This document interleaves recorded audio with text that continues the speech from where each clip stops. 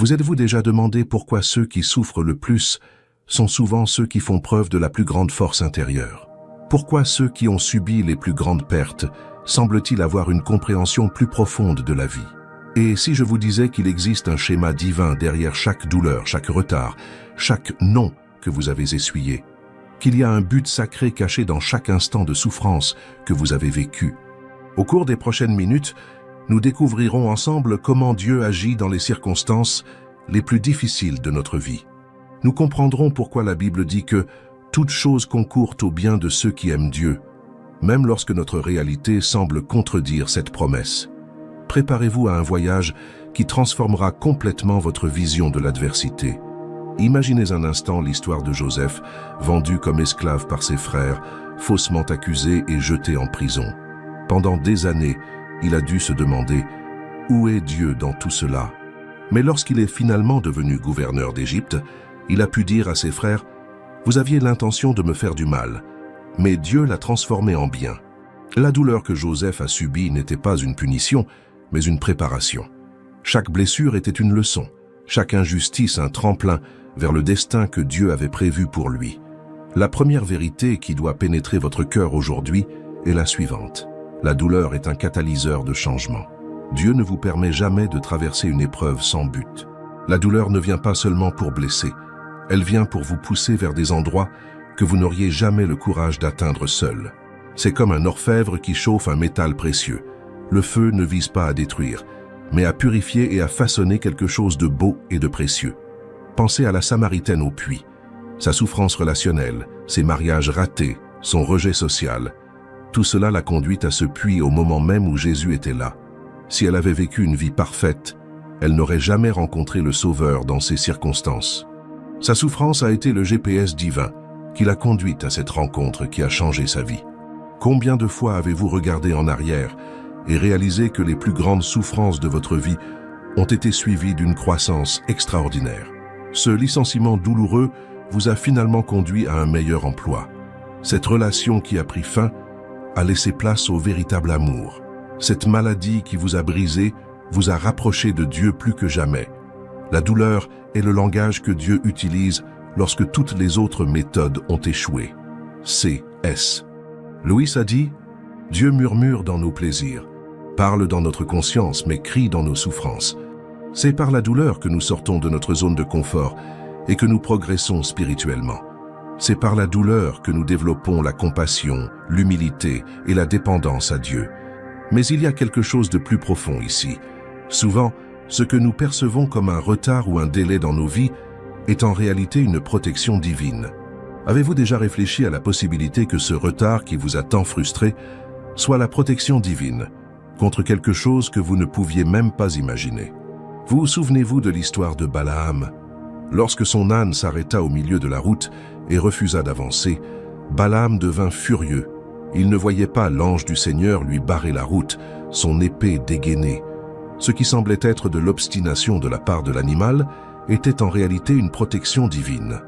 Combien de fois avez-vous tapé du pied parce que quelque chose ne s'était pas produit comme prévu, ignorant que Dieu vous protégeait d'un danger invisible? Cet emploi que vous désiriez tant mais que vous n'avez pas obtenu, peut-être que l'entreprise a fait faillite 2 ans plus tard. Cette relation qui n'a pas fonctionné, peut-être que la personne n'était pas compatible avec vos valeurs profondes. Cette maison que vous vouliez acheter, mais que vous avez ratée, peut-être que des problèmes structurels n'ont fait surface que des années plus tard.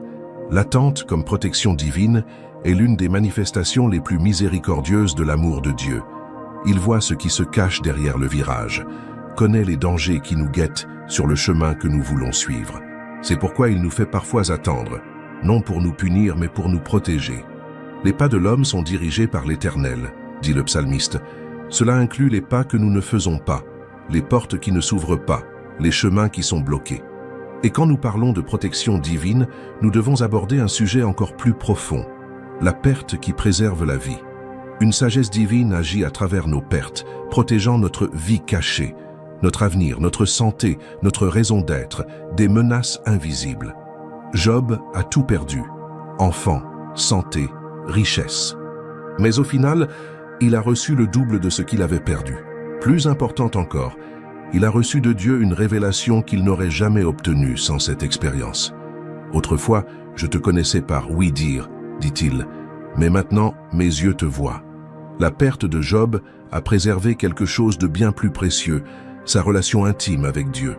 Parfois, Dieu retire des gens de notre vie non pas pour nous punir, mais pour nous préserver. Cette amitié toxique qui s'est effondrée minait votre estime de soi. Cette relation qui a pris fin vous empêchait de réaliser vos rêves. Cet échec commercial rongeait votre santé mentale. Les pertes douloureuses fonctionnent comme une chirurgie spirituelle. Le chirurgien retire la tumeur non par cruauté, mais par amour, pour préserver la vie du patient. Dieu permet parfois que nous perdions ce que nous pensons essentiel pour préserver ce qui est vraiment vital. Notre foi, notre identité, notre destinée éternelle. Si vous vivez une perte en ce moment, prenez le temps de réfléchir. Que préserve cette perte dans votre vie? Quelle part de vous-même est protégée par cette douleur? Quel espace s'ouvre pour quelque chose de nouveau et de meilleur? Mais il y a des moments dans notre vie où la douleur est invisible, où la perte est évidente, seulement le silence. Ce sont ces moments où nous implorons Dieu et où il semble insensible. Nous prions et le ciel semble fermé. Nous cherchons une direction et ne trouvons que le calme. C'est dans ces moments-là que le silence devient notre plus profond enseignant. Jésus a vécu cela. Au jardin de Gethsémani, il a prié 3 fois pour que la coupe de la crucifixion s'éloigne de lui. L'Écriture rapporte ces paroles, mais aucune réponse audible du Père. Le silence de Dieu à ce moment-là ne signifiait pas un abandon, mais une confiance totale en l'obéissance du Fils. Le silence divin nous enseigne des leçons qu'aucun mot ne saurait nous enseigner. Dans les moments de silence, nous apprenons la différence entre entendre Dieu parler et connaître son cœur. Nous développons une intimité qui va au-delà des mots. Nous grandissons dans la foi, non pas parce que nous voyons des signes, mais parce que nous choisissons de faire confiance même en leur absence. Élie l'a pris sur le mont Horeb. Dieu n'était pas dans le vent violent, ni dans le tremblement de terre, ni dans le feu, mais dans la voix douce et légère que l'on n'entendait que dans le silence. Parfois, Dieu a besoin de faire taire tous les bruits de nos vies pour que nous puissions enfin entendre sa voix murmurer dans notre esprit. Le silence nous apprend la patience à une époque où tout est instantané. Il nous apprend l'humilité dans une culture d'autopromotion. Il nous apprend à dépendre de Dieu, dans une société qui valorise l'autosuffisance. Le silence n'est pas une punition, c'est une éducation céleste. Et c'est précisément dans ce silence que se construit notre force intérieure. L'attente n'est pas une perte de temps, c'est la période la plus productive de notre vie spirituelle, où notre foi s'affine et notre caractère se forge pour supporter les bénédictions à venir. David attendit des années entre son onction royale et son couronnement. Durant cette période, il fut persécuté, rejeté et contraint de vivre dans des grottes. Mais c'est précisément durant cette période qu'il écrivit ses psaumes les plus puissants, développa son intimité avec Dieu et forgea le caractère qui ferait de lui un homme selon le cœur de Dieu. L'attente est l'université de Dieu. C'est là que nous apprenons que ses plans sont plus grands que les nôtres, que ses temps sont meilleurs que les nôtres, que ses méthodes sont plus sages que les nôtres. Dans l'attente divine, notre anxiété se transforme en paix, notre impatience en persévérance, nos doutes en foi inébranlables. Pensez à toutes les personnes que vous admirez spirituellement. Elles ont tout un point commun. Elles ont traversé de longues périodes d'attente. Abraham a attendu 25 ans la promesse d'un fils. Moïse a attendu 40 ans dans le désert avant de diriger Israël. Paul a attendu 14 ans entre sa conversion et son premier voyage missionnaire. L'attente développe des muscles spirituels qui ne peuvent être développés que par la patience. Elle nous apprend à apprécier ce que nous recevons enfin. Elle nous prépare à gérer avec sagesse les bénédictions à venir. Elle nous connecte au rythme divin, toujours parfait, jamais en retard, jamais précipité. Si vous êtes actuellement dans une période d'attente, comprenez-le, vous ne restez pas immobile. Vous vous préparez. Chaque jour d'attente est un jour de construction intérieure. Chaque instant d'inactivité apparente est en réalité un moment de formation intensive. Mettez la vidéo en pause un instant et réfléchissez. Si ce contenu vous touche, si vous voyez la vie sous un autre angle, laissez un « j'aime » dès maintenant. Et si vous souhaitez continuer à recevoir du contenu qui transforme votre regard sur les défis de la vie, abonnez-vous à la chaîne et activez la cloche de notification. Continuons ensemble ce voyage de découverte. Il y a autre chose à dire sur les moments de préparation. Souvent, Dieu vous prépare des rencontres transformatrices, des personnes spécifiques qui entreront dans votre vie au bon moment, apparemment par hasard, mais qui auront le pouvoir de changer radicalement votre histoire. Ruth ignorait qu'en suivant sa belle-mère Naomi en terre étrangère, elle rencontrerait Boaz, son rédempteur et futur époux. Cette rencontre eut lieu dans un champ d'orge pendant la moisson, alors qu'elle cueillait simplement des épis de maïs pour survivre. Un moment apparemment fortuit qui redéfinit son destin. Esther n'avait pas prévu de devenir reine de Perse. Elle fut amenée au palais contre son gré, dans une situation qui semblait initialement tragique. Mais Dieu ordonna chaque détail pour qu'elle soit en position idéale, au bon moment pour sauver le peuple juif tout entier. « Qui sait si tu n'as pas été faite reine pour un temps comme celui-ci » demanda Mardochée. Les rencontres divines se produisent rarement là où on s'y attend.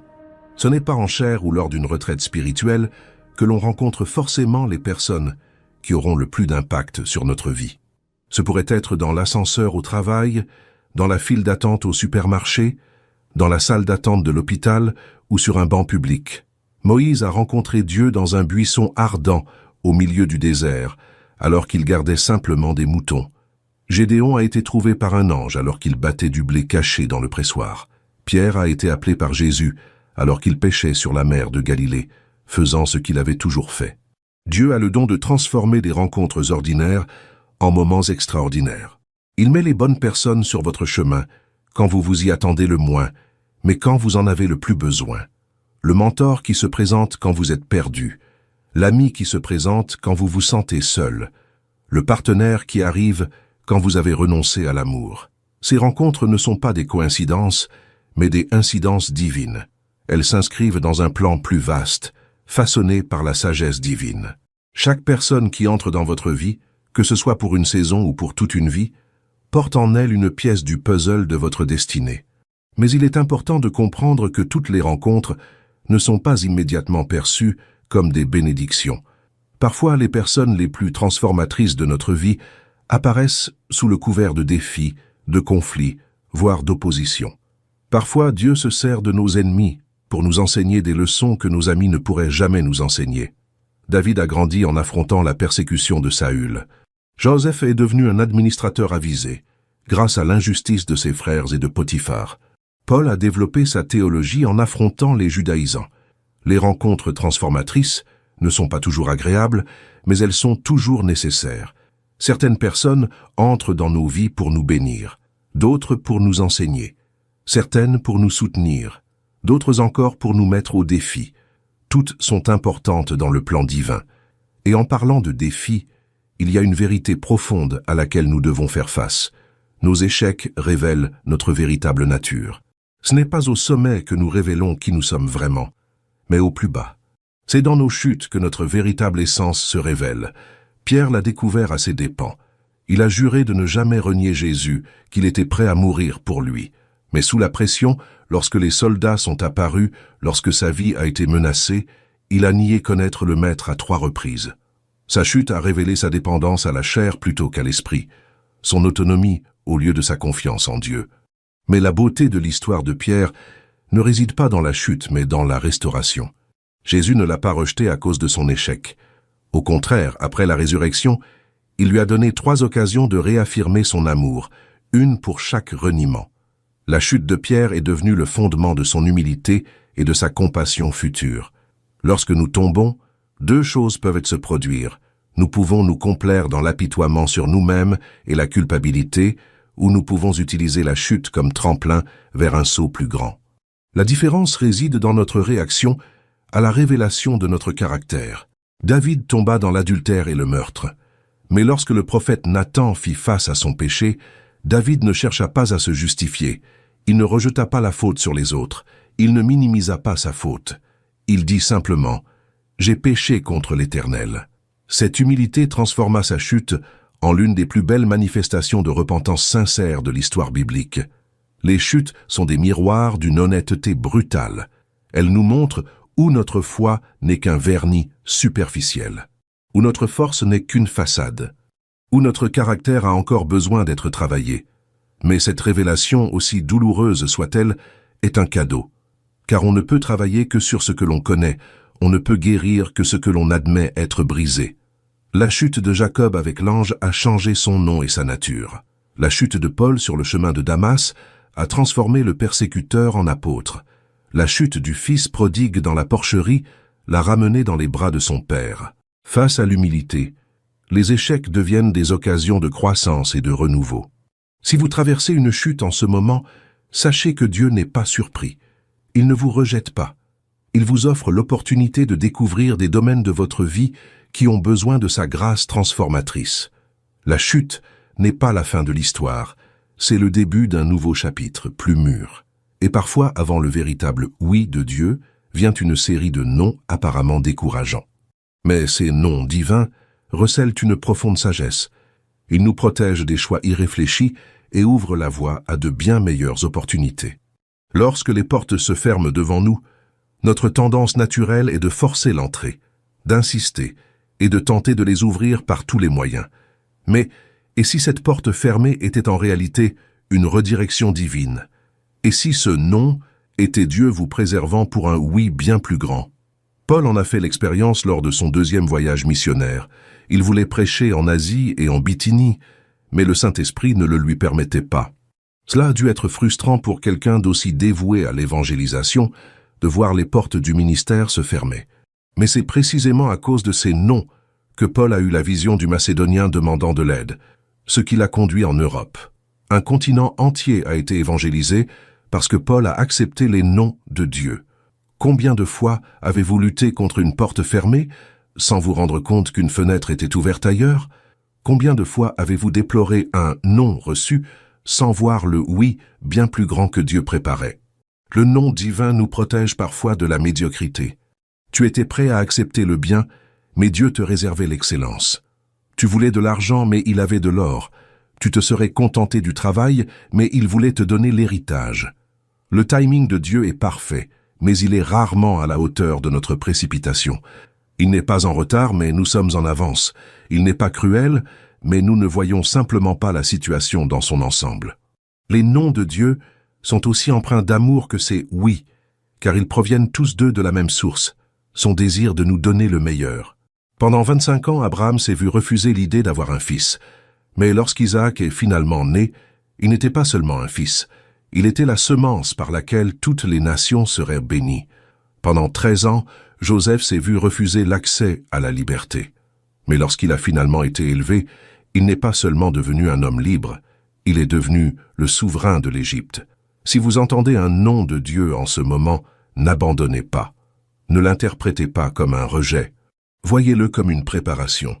Chaque nom affine votre désir, mûrit votre caractère, prépare votre cœur à recevoir le oui, qui sera bien plus grand que vous n'auriez jamais pu l'imaginer.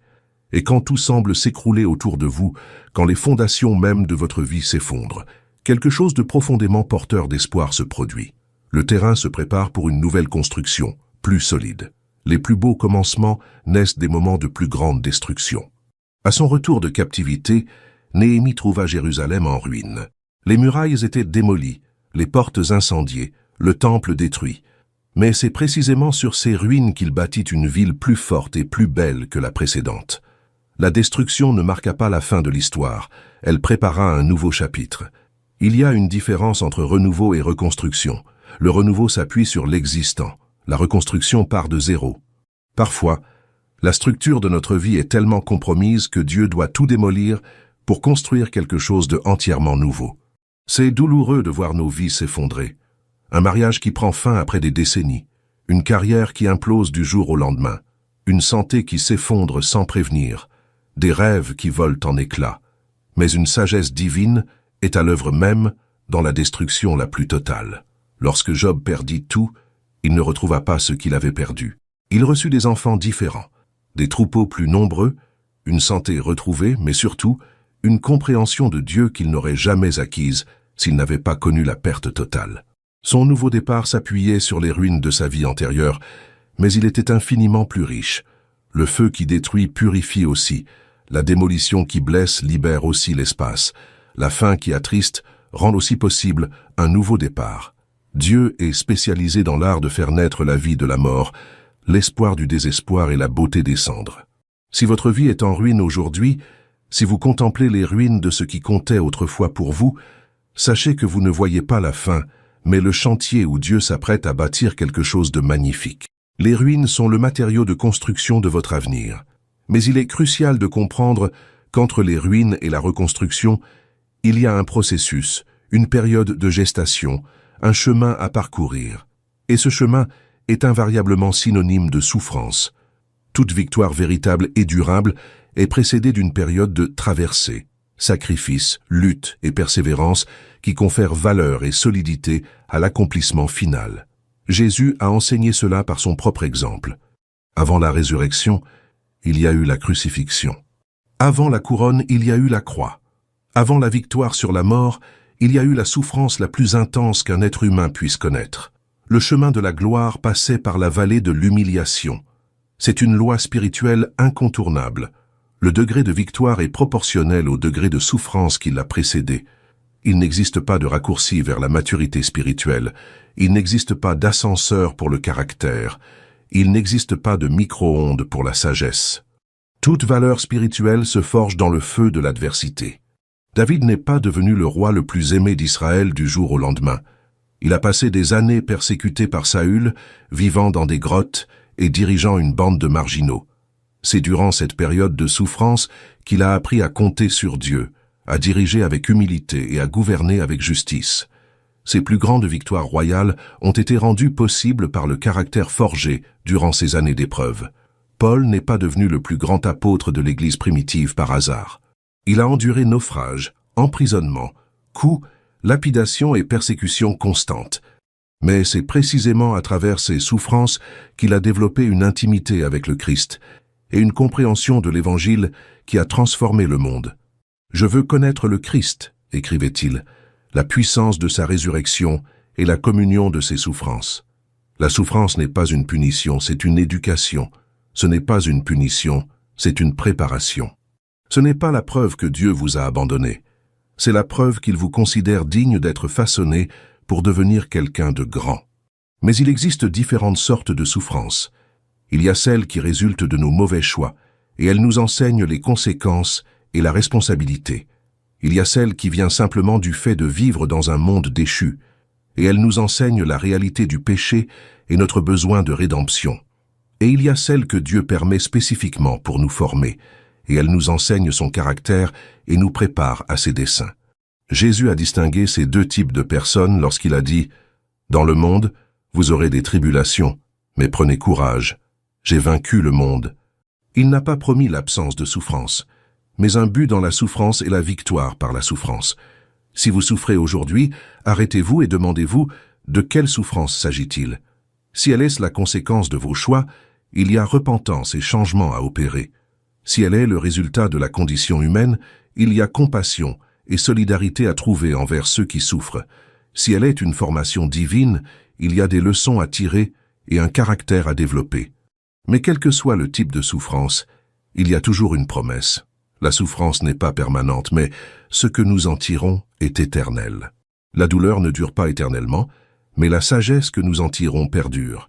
La vallée est temporaire, mais la vue depuis le sommet vaut l'ascension. Regardez votre vie maintenant avec un regard différent. Voyez vos souffrances comme des catalyseurs de changement, vos retards comme une protection divine, vos pertes comme une préservation de la vie, vos silences comme une éducation divine, vos attentes comme une force intérieure qui se construit, vos rencontres comme une orchestration divine, vos échecs comme une révélation transformatrice, vos non comme une préparation au véritable oui, vos ruines comme le chantier de Dieu, vos souffrances comme la forge d'une victoire future. Ce changement de perspective n'est pas seulement une question de psychologie positive ou de vœux pieux. C'est une foi biblique authentique. C'est la confiance que toutes choses concourent au bien de ceux qui aiment Dieu et sont appelés selon son dessein. C'est la conviction que les souffrances du temps présent ne sauraient être comparées à la gloire à venir qui sera révélée en nous. Lorsque vous comprenez cette vérité profonde, quelque chose change en vous. Vous cessez de lutter contre les circonstances et commencez à coopérer avec ce que Dieu accomplit à travers elles. Vous cessez de vous demander « Pourquoi moi ?» et commencez à vous demander « À quoi bon ?» Vous cessez d'être victime des circonstances et devenez partenaire de Dieu dans votre propre transformation. Cela ne signifie pas que la douleur cesse de faire mal, ni que les épreuves deviennent faciles. Cela signifie que l'on trouve un but dans la souffrance, de l'espoir dans l'obscurité, une direction dans la confusion. Cela signifie que l'on peut souffrir sans désespérer, se battre sans abandonner, espérer sans se lasser. Certaines personnes qui regardent cette vidéo en ce moment vivent la douleur la plus intense de leur vie. C'est peut-être vous. Vous avez peut-être perdu un être cher. Votre santé est peut-être en déclin. Votre mariage ne tient peut-être plus qu'à un fil. Vos rêves ont peut-être été brisés. Vous traversez peut-être une crise financière dévastatrice. Je veux que tu saches que ta douleur n'est pas sans but. Ton combat n'est pas dénué de sens. Tes larmes ne coulent pas dans le vide. Dieu voit, Dieu sait, Dieu se soucie de toi. Et plus encore, Dieu est à l'œuvre. Même quand tu ne le vois pas, même quand tu ne le comprends pas, même quand tu ne le sens pas, Dieu est à l'œuvre. Il se sert de votre douleur pour forger en vous une compassion que vous n'avez jamais connue. Il se sert de votre perte pour créer en vous une dépendance envers lui que vous n'avez jamais connue. Il se sert de votre attente pour développer en vous une foi que vous n'auriez jamais imaginée possible. Il se sert de votre chute pour révéler des aspects de votre cœur qui ont besoin d'être touchés par sa grâce. Vous n'êtes pas puni, vous êtes préparé, vous n'êtes pas rejeté, vous êtes affiné, vous n'êtes pas abandonné, vous êtes mûri. Chaque larme versée, chaque nuit blanche passée, chaque prière désespérée que vous offrez, tout cela contribue à un but plus grand que vous ne pouvez pas encore pleinement percevoir. Et il y a des gens qui nous regardent, qui sont de l'autre côté de ce chemin.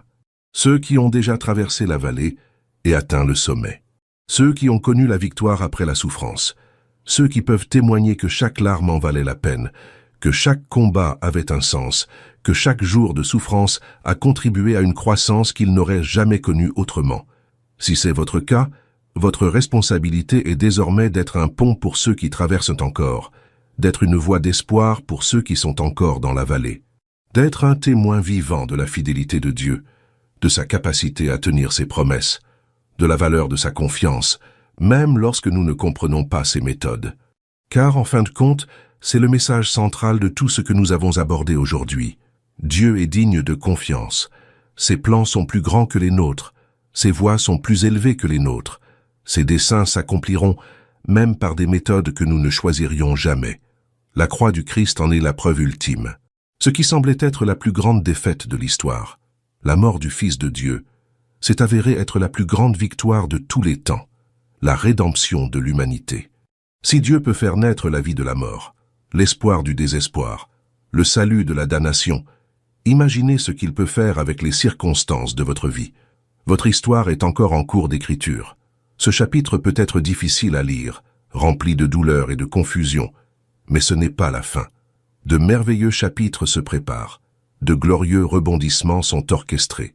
Des fins heureuses sont prévues par un Dieu qui vous aime plus que vous ne pouvez l'imaginer. Alors continuez à marcher, gardez confiance, gardez espoir, continuez à prier, continuez à croire que le meilleur est à venir, parce que c'est le cas, non pas à cause de ce que vous méritez, mais à cause de qui est Dieu. Il y a une promesse qui doit résonner dans votre cœur aujourd'hui, une vérité qui doit s'ancrer profondément dans votre âme.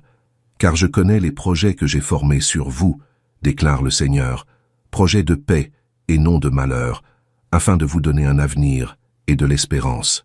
Ce ne sont pas des paroles en l'air. C'est la déclaration de quelqu'un qui connaît la fin de l'histoire avant même qu'elle ne commence.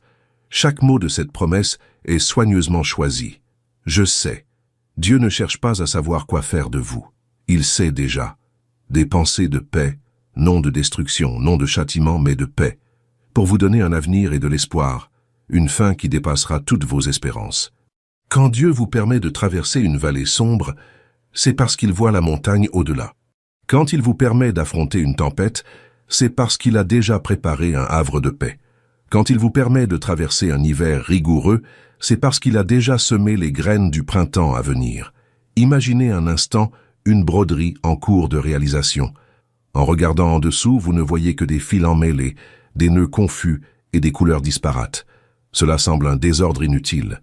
Mais en retournant la broderie et en la regardant de l'endroit, vous découvrez une œuvre d'art magnifique, où chaque fil a sa place, chaque couleur contribue à la beauté de l'ensemble, chaque nœud est nécessaire à l'intégrité de la pièce. Vu d'en bas, votre vie peut ressembler à un enchevêtrement de fils. La douleur, les pertes, les revers, les échecs, tout semble aléatoire et dénué de sens. Mais Dieu voit le bon côté de la broderie. Il voit l'œuvre d'art en train de se créer. Il voit comment chaque expérience, même la plus douloureuse, contribue à la beauté de l'ensemble. Et il y a des moments particuliers dans ce voyage où Dieu nous donne un aperçu du bon côté de la broderie. Des moments où nous pouvons voir comment cette ancienne douleur nous a donné la compassion d'aider quelqu'un aujourd'hui. Comment cette perte nous a appris à apprécier ce qui compte vraiment. Comment cette attente nous a renforcés pour affronter des défis plus grands. Joseph a vécu un de ces moments où il a dit à ses frères « Vous aviez l'intention de me faire du mal, mais Dieu l'a voulu pour le bien, pour accomplir ce que nous voyons aujourd'hui, sauver de nombreuses vies. » Soudain, toute la douleur a pris sens. Toute l'injustice avait un but. Toute la souffrance avait été transformée en salut. Mais même lorsque nous ne voyons pas l'endroit de la broderie, même lorsque la confusion semble totale, une vérité nous maintient en confiance. Le brodeur est parfait. Ses mains ne tremblent jamais. Son dessin est toujours impeccable. Sa vision est toujours intacte. Il ne commet jamais d'erreur. Et il y a quelque chose de profondément réconfortant à savoir que nos larmes ne sont pas gaspillées. Le psalmiste dit « Tu as compté mes voyages, tu as mis mes larmes dans ton outre, ne sont-elles pas dans ton livre ?» Chaque larme versée est recueillie par Dieu. Chaque gémissement qui s'est échappé de ton cœur est entendu par celui qui a aussi pleuré. Vos larmes ne tombent pas dans le vide, elles arrosent le sol où Dieu déposera ses prochaines bénédictions. Votre brisement n'est pas un gaspillage, c'est la charrue qui prépare votre cœur à de nouvelles semences. Votre douleur n'est pas une punition, c'est la pression qui transforme le charbon en diamant. Et lorsque vous commencerez à voir les circonstances à travers ce prisme divin, lorsque vous pourrez voir au-delà de la douleur immédiate et atteindre le but éternel, quelque chose d'extraordinaire se produira dans votre âme. Vous découvrirez une paix qui transcende l'entendement, une joie indépendante des circonstances, un espoir inébranlable. Vous deviendrez comme ces arbres qui poussent sur des falaises rocheuses, apparemment impossibles à cultiver, et pourtant ils deviennent les plus forts et les plus résistants. Leurs racines s'enfoncent si profondément dans le roc de la foi qu'aucune tempête ne peut les renverser. Leur canopée s'étend si loin vers le soleil de la présence de Dieu qu'ils portent des fruits même pendant les saisons les plus sèches. Et il y a des gens qui ont besoin de voir cet arbre pousser dans des endroits inaccessibles. Des gens qui abandonnent parce qu'ils pensent que leur situation est insurmontable. Des gens qui ont perdu espoir parce qu'ils n'imaginent pas que tant de souffrances puissent donner quelque chose de bon. Des gens qui remettent en question l'existence de Dieu parce qu'ils ne comprennent pas comment un Dieu d'amour peut permettre tant de souffrances. Votre vie transformée sera un témoignage vivant qu'il est possible de s'épanouir dans n'importe quel sol, de porter du fruit en toute saison et de trouver un but en toutes circonstances. Vous deviendrez une lettre vivante de l'amour de Dieu, lue par tous ceux qui observent votre réaction face à l'adversité. Mais pour que cela se produise, pour que vous deveniez ce genre de témoin vivant, il faut s'abandonner complètement à la volonté de Dieu. Avoir une confiance totale en ses plans, même si vous ne les comprenez pas. Accepter profondément que ses voies sont supérieures aux vôtres. Cet abandon n'est pas de la passivité, c'est l'activité la plus intense qui soit. C'est choisir de faire confiance quand tous vos instincts vous crient au combat. C'est choisir d'adorer quand toutes vos émotions veulent se rebeller. C'est choisir de servir quand votre être tout entier cherche à se cacher. C'est choisir d'aimer quand votre cœur cherche à se fermer. Jésus a donné l'exemple de cet abandon au jardin de Gethsémani. Sa prière n'était pas « Père, je comprends tout et je suis d'accord avec tout ». Sa prière était « Père, s'il est possible, que cette coupe s'éloigne de moi. Toutefois, non pas comme je veux, mais comme tu veux. » Il a lutté avec la volonté de Dieu, l'a remise en question et a été angoissé. Mais finalement, il a choisi l'abandon.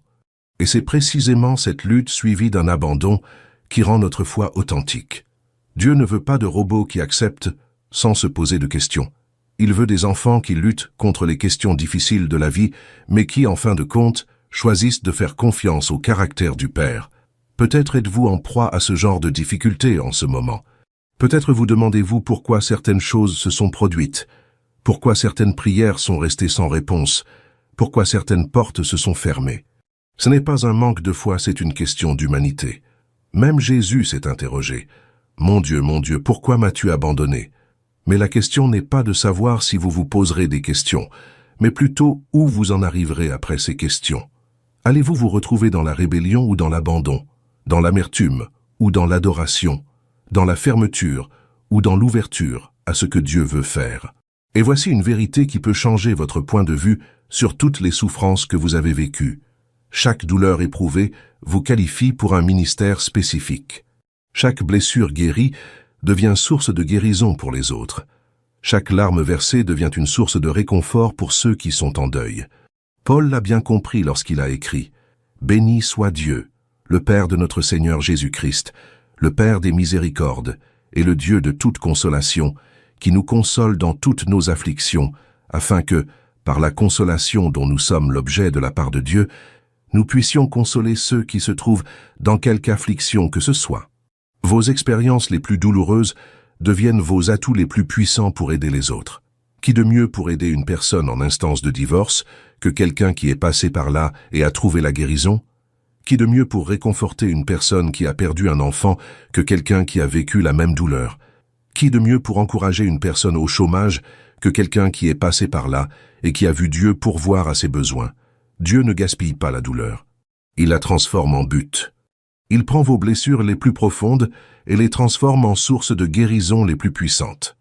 Il utilise vos expériences les plus sombres pour éclairer la vie des autres. Cela signifie que rien de ce que vous avez traversé n'a été vain. Cette dépression qui vous a presque anéanti peut servir de pont pour quelqu'un qui envisage le suicide. Cette trahison qui a brisé votre cœur peut devenir la clé pour aider quelqu'un à pardonner.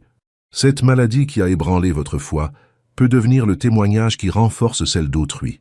Mais il y a une condition pour que cela arrive. Vous devez laisser Dieu accomplir son œuvre de guérison dans votre vie. Vous ne pouvez pas donner ce que vous n'avez pas. Vous ne pouvez pas réconforter les autres si vous êtes encore amer. Vous ne pouvez pas apporter d'espoir si vous êtes encore désespéré. Vous ne pouvez pas être une source de force si vous êtes encore brisé. C'est pourquoi le processus de guérison est si important. C'est pourquoi Dieu permet parfois que vous restiez à l'école de la souffrance plus longtemps que vous ne le souhaiteriez.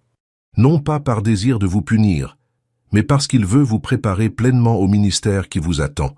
Et pendant que vous êtes dans ce processus, tandis que Dieu œuvre à votre guérison, il existe des disciplines spirituelles qui accélèrent le processus et approfondissent la transformation. La prière relie votre cœur douloureux au cœur compatissant de Dieu. La méditation de la parole remplace les pensées toxiques par des vérités salutaires. L'adoration élève votre âme au-dessus des circonstances. Le jeûne brise les forteresses spirituelles. La communion apporte soutien et responsabilité. Ce ne sont pas seulement des pratiques religieuses, ce sont des instruments de transformation. C'est par elles que Dieu transforme votre esprit, renouvelle votre cœur et restaure votre âme.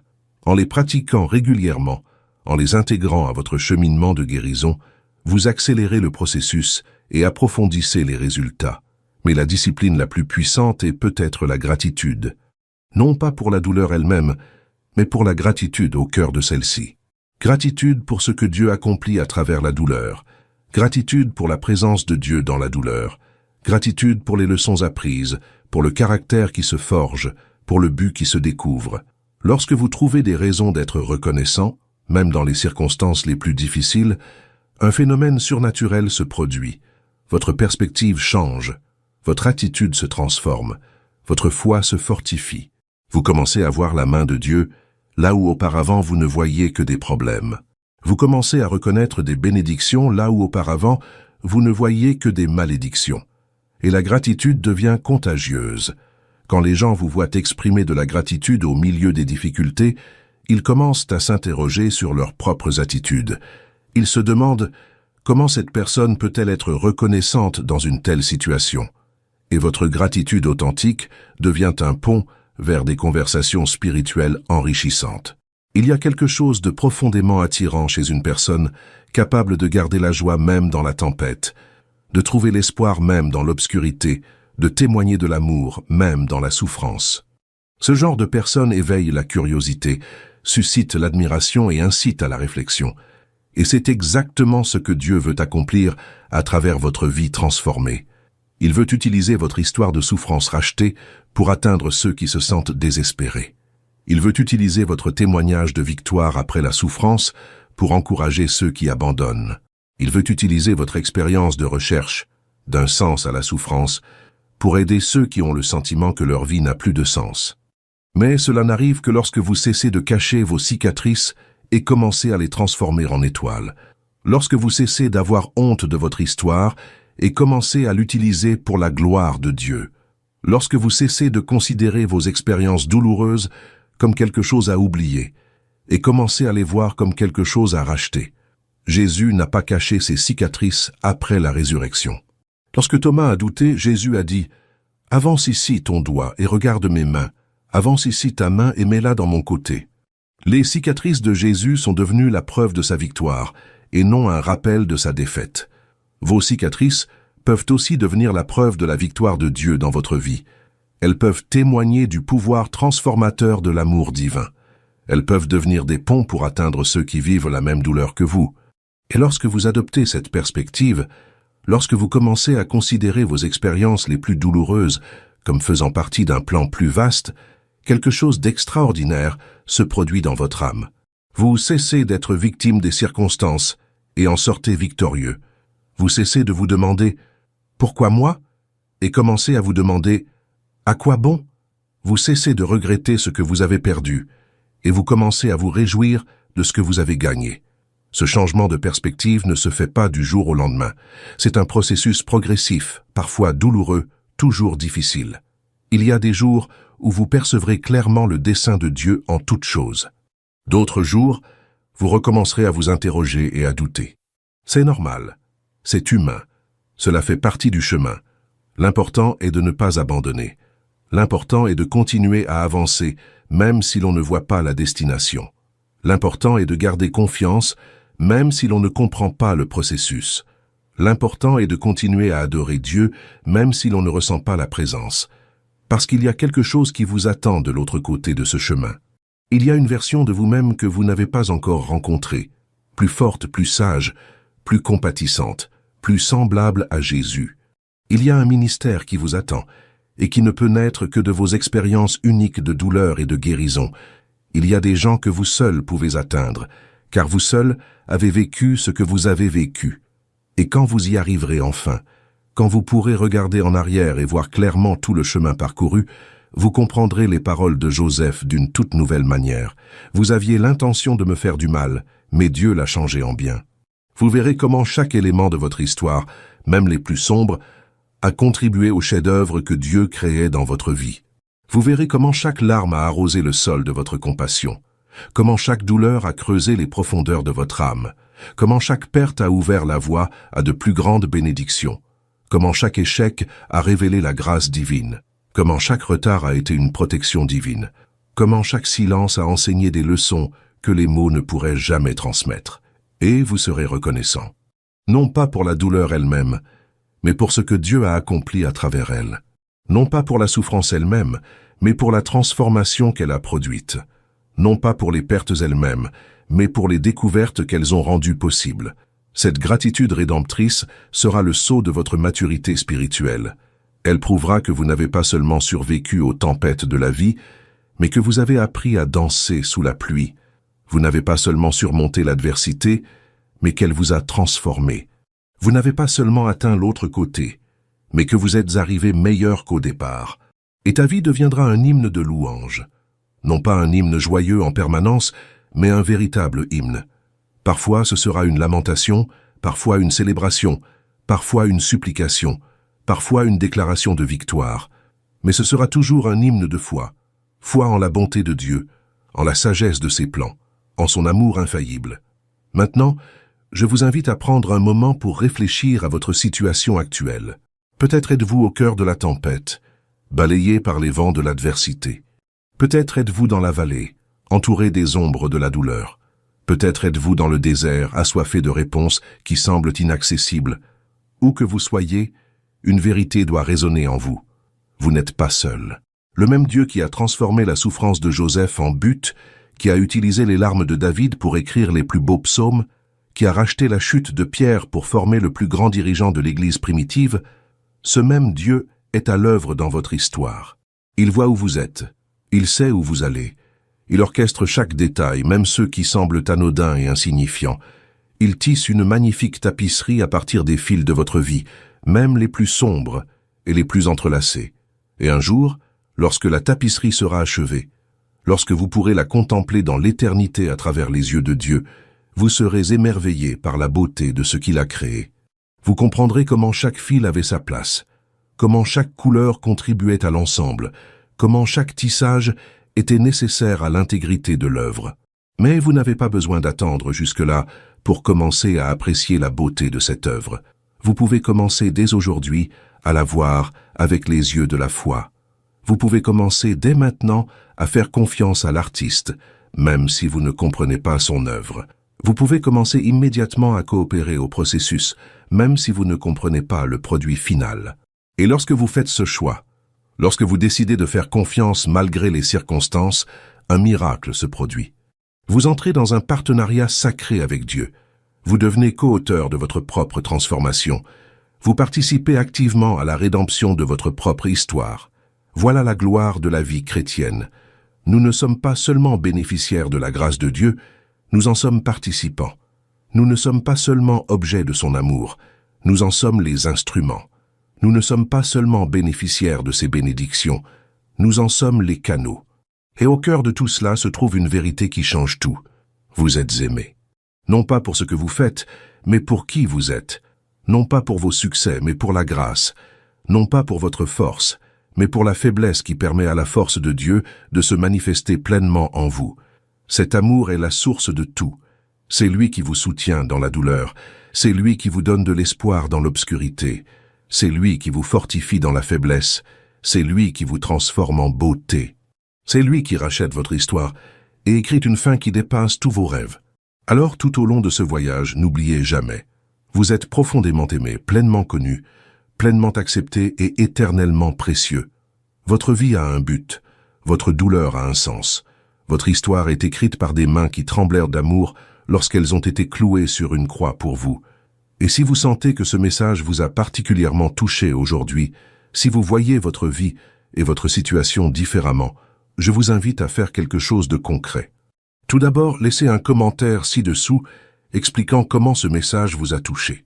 Partagez votre histoire, vos réflexions, vos décisions. Votre expérience pourrait être exactement ce dont quelqu'un d'autre a besoin d'entendre aujourd'hui pour ne pas abandonner, continuer d'avancer et choisir de faire confiance. Deuxièmement, partagez cette vidéo avec une personne de votre entourage qui traverse une période difficile. Soyez un instrument d'espoir. Utilisez ce que vous avez reçu aujourd'hui pour bénir une autre vie. Laissez Dieu utiliser votre obéissance pour toucher un cœur qui a besoin de ce message. Troisièmement, abonnez-vous à la chaîne et activez la cloche de notification pour continuer à recevoir du contenu qui renforce votre foi, renouvelle votre perspective et développe votre vie spirituelle. Marchons ensemble sur ce chemin à la découverte des desseins éternels de Dieu. Et maintenant, disons une prière ensemble. Fermez les yeux et laissez ces mots résonner non seulement dans vos oreilles, mais aussi dans votre cœur. Père céleste, merci que tes voix soient plus élevées que mes voix, et que tes pensées soient plus élevées que mes pensées. Merci que lorsque je ne vois pas ta main, je puisse faire confiance à ton cœur. Merci que même dans ma plus grande douleur, tu œuvres pour mon bien et pour ta gloire. Aujourd'hui, je choisis d'abandonner entièrement ma vie à tes plans. Je choisis de te faire confiance même quand je ne comprends pas. Je choisis d'adorer même dans la tempête. Je choisis de servir même quand je suis blessé. Je choisis d'aimer même quand je suis blessé. Je choisis de pardonner même quand je suis trahi. Je choisis d'attendre même quand je suis fatigué. Seigneur, utilise chaque circonstance de ma vie pour me façonner à l'image de Jésus. Utilise chaque épreuve pour me rapprocher de toi. Utilise chaque douleur pour me préparer à ton dessein éternel. Transforme mes blessures en source de guérison. Utilise mes cicatrices comme des ponts pour atteindre d'autres cœurs blessés. quand les autres regarderont ma vie, qu'ils ne voient pas une personne parfaite, mais quelqu'un de transformé par ta grâce. Qu'ils ne voient pas quelqu'un qui ne souffre jamais, mais quelqu'un qui trouve l'espoir dans la souffrance. Qu'ils ne voient pas quelqu'un qui a toutes les réponses, mais quelqu'un qui connaît celui qui est la réponse à toutes les questions de la vie. Sois glorifié dans ma douleur, exalté dans mon attente, honoré dans ma perte, magnifié dans ma faiblesse. Que ma vie entière soit un témoignage vivant de ton amour inconditionnel, de ta fidélité inébranlable et de ton infinie sagesse. Et quand j'atteindrai la fin de ce voyage terrestre, quand je pourrai regarder en arrière et voir tout le chemin que j'ai parcouru, puis-je être capable de dire avec Joseph, « Ce que l'ennemi avait prévu pour le mal, tu l'as voulu pour le bien. » Puis-je voir clairement comment chaque larme, chaque douleur, chaque perte, chaque retard ont contribué au chef-d'œuvre que tu créais dans ma vie. Au nom de Jésus, qui a transformé la plus grande douleur de l'histoire en la plus grande victoire de tous les temps. Amen. Que Dieu bénisse abondamment votre vie dès aujourd'hui, qu'il utilise chaque parole que vous entendez pour transformer votre perspective et fortifier votre foi.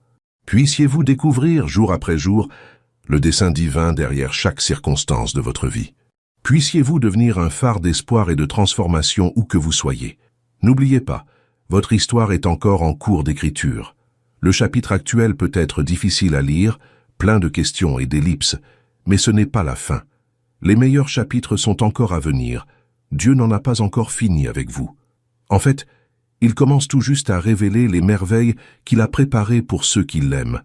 Continuez à marcher par la foi, continuez à vivre par l'espérance, continuez à servir par l'amour. Votre vie a un but éternel. Votre souffrance a une signification divine. Votre histoire est écrite par les mains de l'auteur et du consommateur de la foi.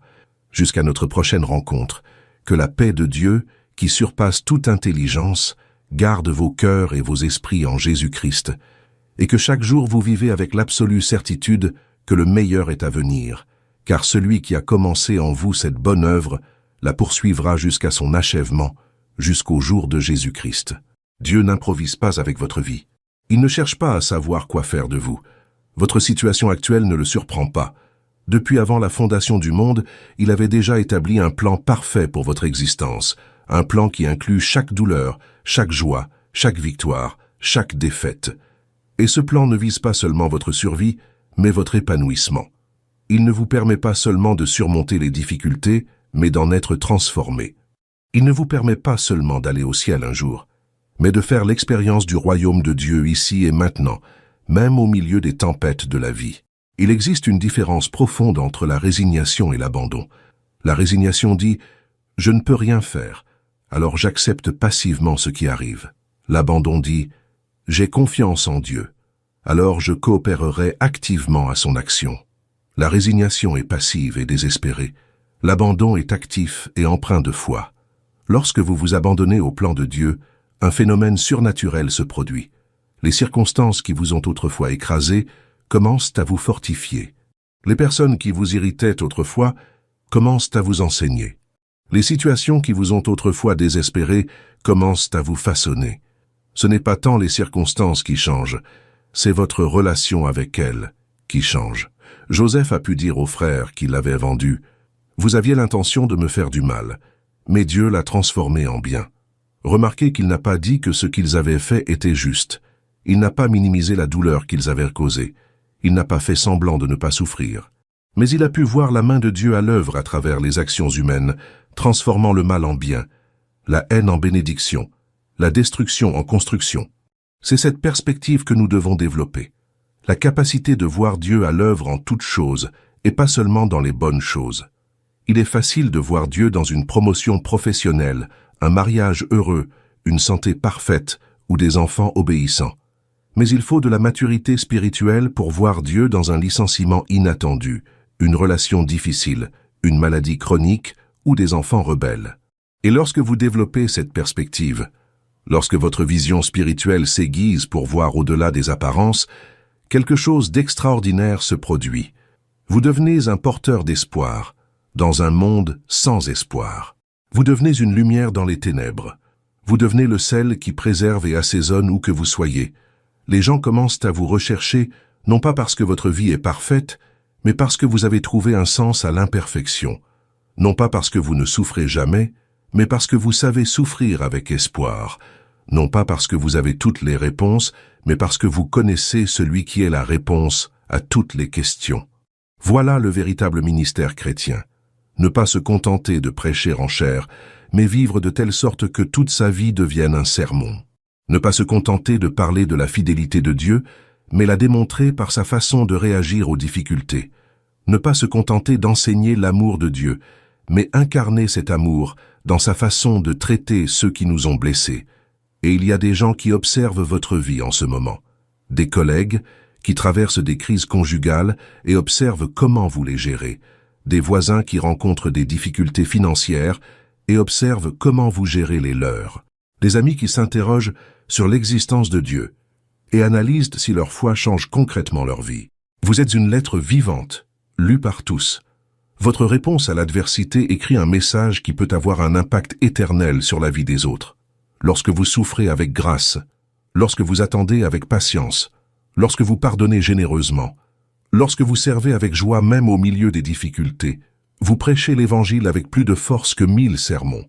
Mais pour que cela se produise, vous devez être pleinement convaincu d'une vérité fondamentale. Votre vie a un but éternel. Vous n'êtes pas là par hasard. Vous n'êtes pas le fruit d'une coïncidence cosmique. Vous n'êtes pas un simple numéro parmi tant d'autres. Vous êtes un enfant bien-aimé de Dieu, créé à son image, appelé à une destinée glorieuse. Cette conviction change tout. Lorsque vous savez que votre vie a un but divin, vous pouvez supporter toute souffrance passagère.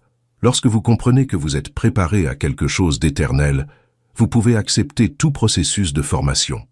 Lorsque vous comprenez que vous faites partie d'un plan plus grand, vous pouvez abandonner vos plans secondaires. Paul l'a parfaitement compris. Il a écrit « C'est pourquoi nous ne perdons pas courage. Si notre homme extérieur se détruit, notre homme intérieur se renouvelle de jour en jour.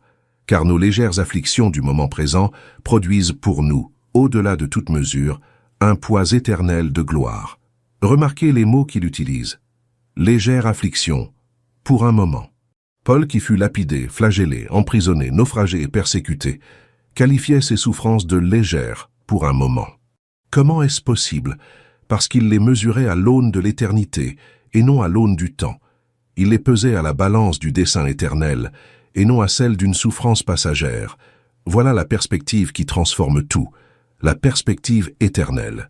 Quand on peut voir sa vie à travers le prisme de l'éternité, quand on peut mesurer ses problèmes à l'échelle de Dieu, quand on peut évaluer les circonstances à l'échelle de son destin, tout change de proportion. Le cancer qui semblait gigantesque se révèle insignifiant face à la guérison définitive qui nous attend. Le mariage qui semblait irrémédiablement brisé devient une occasion de démontrer l'amour inconditionnel du Christ. La situation financière qui semblait désespérée se transforme en une chance de bénéficier de la providence surnaturelle de Dieu. Et nous arrivons ici à un point crucial. Ce changement de perspective ne se produit pas automatiquement. Il est le résultat d'un choix délibéré et répété. Il est le fruit d'une discipline spirituelle. Il est le fruit d'une immersion dans la parole de Dieu jusqu'à ce que ses pensées deviennent nos pensées. Ses valeurs deviennent nos valeurs. Sa perspective devient notre perspective. Il est plus important de nourrir son esprit de vérités éternelles que son corps de nourriture. Il est plus important de nourrir son esprit de promesses divines que son âme de divertissement. Il est plus important d'exercer sa foi par la prière et la méditation que d'exercer son corps à la salle de sport. Car, en fin de compte, la bataille principale de la vie chrétienne se joue dans l'esprit. C'est là que vous choisissez vos croyances, votre confiance, votre façon d'interpréter les circonstances. C'est là que vous décidez si vous vivrez par la vue ou par la foi, si vous serez gouverné par les émotions ou par la vérité, si vous serez guidé par les circonstances ou par les desseins de Dieu. Et vous disposez d'outils spirituels pour remporter cette bataille. La prière relie votre cœur à celui de Dieu. La lecture de la Bible emplit votre esprit de pensées divines. L'adoration élève votre âme au-dessus des préoccupations terrestres. La communion avec d'autres croyants renforce votre foi par le témoignage partagé.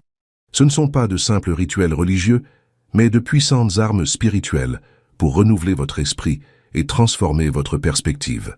En les pratiquant régulièrement, en les intégrant à votre vie, Vous développez une résilience surnaturelle face aux pressions de la vie.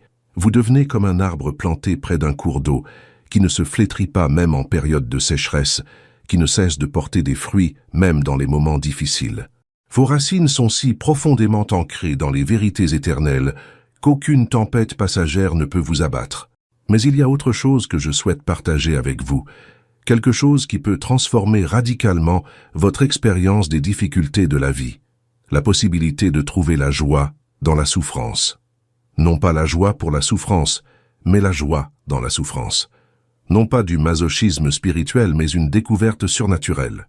Paul a écrit, et non seulement cela, mais nous nous glorifions même des souffrances, sachant que la souffrance produit la persévérance, et la persévérance la force, et la force l'espérance. Il trouvait matière à joie non pas malgré ses souffrances, mais à travers elles, à cause de ce qu'elles produisaient dans sa vie. Lorsque vous comprenez que chaque difficulté est une opportunité de croissance, chaque problème une chance de développement, chaque crise une invitation à une plus grande intimité avec Dieu, vous commencez à percevoir vos souffrances différemment, non pas comme une punition à éviter, mais comme une éducation à accepter. Cela ne signifie pas que vous rechercherez la souffrance, ou que vous ferez comme si de rien n'était. Cela signifie que vous trouverez un but dans la douleur, une croissance dans la perte et une force dans la faiblesse. Cela signifie que vous coopérerez avec ce que Dieu accomplit dans vos circonstances au lieu de les combattre. Et lorsque vous faites cela, lorsque vous vous alignez sur les desseins divins, même au cœur de la souffrance, un miracle se produit. Vous ressentez la présence de Dieu comme jamais auparavant. Vous découvrez qu'il est plus proche dans les vallées que sur les sommets, plus présent dans les larmes que dans les rires, plus réel dans la faiblesse que dans la force. Il existe une intimité avec Dieu qui ne se découvre que dans la souffrance. Certains aspects du caractère divin ne se révèlent que dans l'épreuve. Il existe des consolations célestes que l'on ne connaît que dans les moments de grande douleur. Jésus lui-même était un homme de douleur et habitué à la souffrance, et c'est en partageant ces souffrances que nous entrons dans une communion plus profonde avec lui. Alors, si vous souffrez aujourd'hui, si votre âme est angoissée, si votre cœur est brisé, sachez que vous êtes en un lieu sacré. Vous êtes à l'école de Dieu, dans l'atelier du Maître, dans le laboratoire de l'amour divin. Chaque larme versée est recueillie par celui qui a aussi pleuré. Chaque gémissement qui s'échappe de votre cœur est entendu par celui qui a aussi gémi. Et un jour, quand tout sera révélé, quand le mystère sera dévoilé, quand le rideau sera levé, vous verrez que chaque moment de douleur avait un but, chaque instant de souffrance avait un sens, chaque seconde d'angoisse contribuait à un plan plus grand et plus beau que vous ne l'auriez jamais imaginé. Mais vous n'avez pas besoin d'attendre jusque-là pour commencer à vivre à la lumière de cette vérité. Vous pouvez commencer dès aujourd'hui. Vous pouvez choisir de faire confiance, même si vous ne comprenez pas pleinement. Vous pouvez choisir d'adorer même dans la tempête. Vous pouvez choisir de servir même blessé. Vous pouvez choisir d'aimer même blessé. Car, en fin de compte, c'est cela la foi. Non pas l'absence de doute, mais la présence de la confiance malgré le doute. Non pas l'élimination des problèmes, mais la paix au milieu d'eux. Non pas la compréhension complète des voies de Dieu, mais la certitude absolue de son amour. Et cette foi, exercée avec constance, pratiquée quotidiennement, vécue avec authenticité, devient une force transformatrice non seulement dans votre vie, mais aussi dans celle de tous ceux qui vous entourent. Vous devenez un phare d'espoir dans un monde sans espoir, une source de force pour les faibles, un exemple vivant qu'il est possible de vivre victorieusement, même dans les circonstances les plus difficiles. Maintenant, je veux que tu fasses quelque chose avec moi. Ferme les yeux un instant et pense à la situation la plus difficile à laquelle tu fais face en ce moment. Cette circonstance qui t'empêche de dormir, qui occupe tes pensées, qui te cause le plus d'angoisse. Maintenant, au lieu de te demander « Pourquoi cela m'arrive-t-il ?» demande-toi « À quoi cela pourrait-il bien servir ?» Au lieu de te demander « Quand cela finira-t-il ?» demande-toi « Que puis-je apprendre pendant que cela dure ?» Voyez si vous pouvez voir, ne serait-ce qu'un bref aperçu, comment Dieu pourrait utiliser cette situation pour vous former, vous préparer et vous faire mûrir. Essayez d'identifier quel muscle spirituel est sollicité, quel aspect de votre foi est renforcé, quel aspect de votre caractère est développé. Maintenant, ouvrez les yeux et prenez une décision consciente. Vous coopérerez avec Dieu. Vous cesserez de lutter contre la situation et commencerez à en tirer des leçons. Vous cesserez de vous victimiser et commencerez à vous laisser transformer par elle. Cette décision changera tout. Elle n'éliminera pas la douleur immédiatement, mais elle lui donnera un sens. Elle ne résoudra pas tous vos problèmes instantanément, mais elle transformera votre relation avec eux. Elle n'apportera pas toutes les réponses d'un coup, mais elle vous apportera la paix, même sans toutes les réponses. Et si vous sentez que cette vidéo vous a touché au bon moment, si ces mots vous ont particulièrement touché, si vous voyez votre vie différemment maintenant, je vous invite à agir. Commencez par laisser un commentaire ci-dessous pour partager l'impact que ce message a eu sur vous. Peut-être que votre expérience est exactement ce dont quelqu'un d'autre a besoin d'entendre aujourd'hui. Deuxièmement, partagez cette vidéo avec une personne de votre entourage qui traverse une période difficile. Soyez un instrument d'espoir dans la vie d'autrui. Utilisez votre propre transformation pour transformer les autres. Troisièmement, abonnez-vous à la chaîne et activez les notifications pour continuer à recevoir du contenu qui renforcera votre foi et renouvellera votre perspective. Marchons ensemble sur ce chemin à la découverte des desseins divins. Et enfin, priez une prière avec moi maintenant. Père céleste, merci que tes voies soient plus élevées que les miennes et que tes pensées soient plus élevées que les miennes. Merci que même lorsque je ne comprends pas ce qui se passe, je puisse faire confiance à celui qui a le contrôle. Merci que chaque douleur est un but, chaque retard une raison, chaque perte un sens. Aujourd'hui, je choisis d'abandonner entièrement ma vie à tes plans. Je choisis de faire confiance même quand je ne vois rien. Je choisis de t'adorer même dans la tempête. Je choisis de servir même quand je suis blessé. Je choisis d'aimer même quand je suis blessé. Utilise chaque circonstance de ma vie pour me façonner à l'image de ton Fils. Utilise chaque épreuve pour me rapprocher de toi. Utilise chaque souffrance pour me préparer à ton dessein éternel. Et quand les autres regarderont ma vie, qu'ils voient non pas une personne parfaite, mais une personne transformée. Non pas quelqu'un qui ne souffre jamais, mais quelqu'un qui sait trouver l'espoir dans la souffrance. Non pas quelqu'un qui a toutes les réponses, mais quelqu'un qui connaît celui qui est la réponse. Que ma douleur te glorifie, mon attente t'exalte, ma perte t'honore. Que ma vie entière soit un témoignage vivant de ton amour, de ta fidélité et de ta sagesse. Au nom de Jésus, Amen. Que Dieu bénisse abondamment votre vie. Qu'il utilise chaque parole entendue aujourd'hui pour transformer votre perspective et fortifier votre foi. Puissiez-vous découvrir jour après jour le dessein divin derrière chaque circonstance de votre vie. Et puissiez-vous devenir un instrument d'espoir et de transformation où que vous soyez. En attendant notre prochaine rencontre, continuez à marcher par la foi, à vivre par l'espérance et à servir par l'amour. Votre histoire est encore en cours d'écriture et les meilleurs chapitres restent à venir. Dieu n'en a pas encore fini avec vous. En fait, il ne fait que commencer.